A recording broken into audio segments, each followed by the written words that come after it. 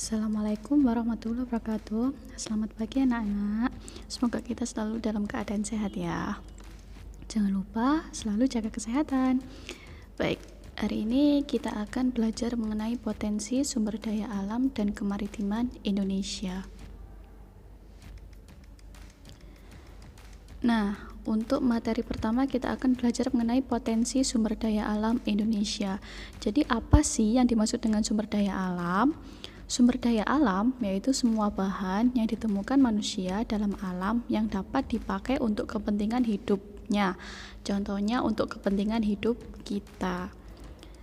Nah, sumber daya alam ini berupa benda mati maupun benda hidup yang berada di bumi dan dapat dimanfaatkan untuk memenuhi kebutuhan manusia.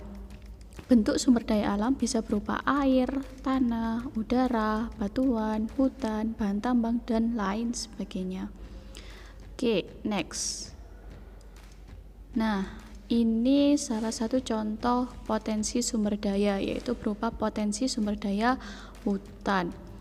Potensi hutan di Indonesia itu terdapat 99,6 juta hektar atau sekitar 52,3% dari luas wilayah Indonesia. Ini sumbernya dari Kementerian Kehutanan pada tahun 2011.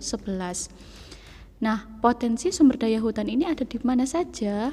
Potensi hutan di Indonesia itu berada di Papua, Kalimantan, Sulawesi, dan Sumatera.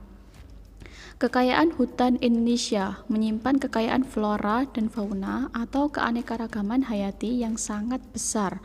Bahkan banyak diantaranya merupakan spesies endemik. Jadi apa sih spesies endemik?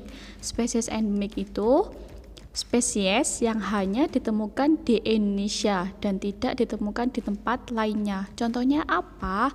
Contohnya hewan komodo hanya berada di Pulau Komodo. Nah, kita lanjut ya. Nah, ini hasil hutan berupa buah-buahan dan obat-obatan. Namun, hasil hutan yang banyak dikenal penduduk yaitu sumber kayu. Jadi, di Indonesia itu terdapat 4.000 jenis kayu yang 267 diantaranya merupakan kayu yang memiliki nilai ekonomis tinggi. Nah, kita lanjut. Ini merupakan contoh jenis kayu di Indonesia, tapi hanya sebagian saja untuk contohnya. Yang pertama ada kayu keruing, meranti, agatis. Biasanya dihasilkan terutama di Pulau Papua, Sulawesi, dan Kalimantan. Nah, gambar bawah nomor 1 itu merupakan contoh dari kayu keruing. Kita lanjut untuk nomor 2, yaitu kayu jati. Biasanya dihasilkan di Jawa Tengah ataupun Jawa Timur. Nah, gambar bawah itu merupakan contoh dari pohon jati.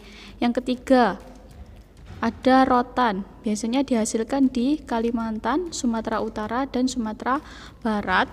Nah, gambar yang ada di bawah itu merupakan contoh dari tumbuhan rotan.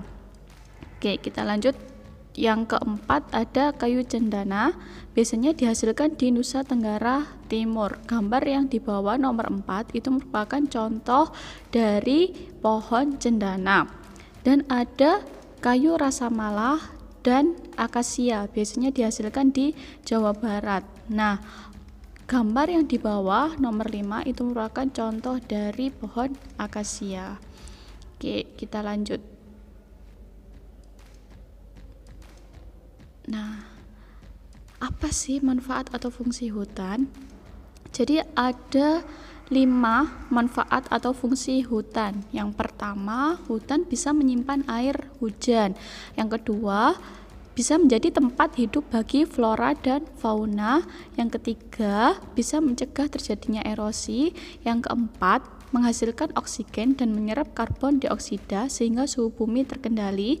Dan yang kelima, merupakan sumber kehidupan bagi masyarakat.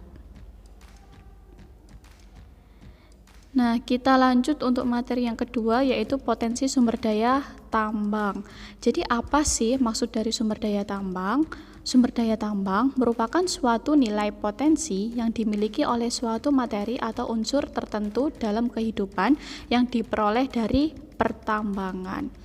Nah, untuk selanjutnya kita akan membahas mengenai jenis sumber daya tambang.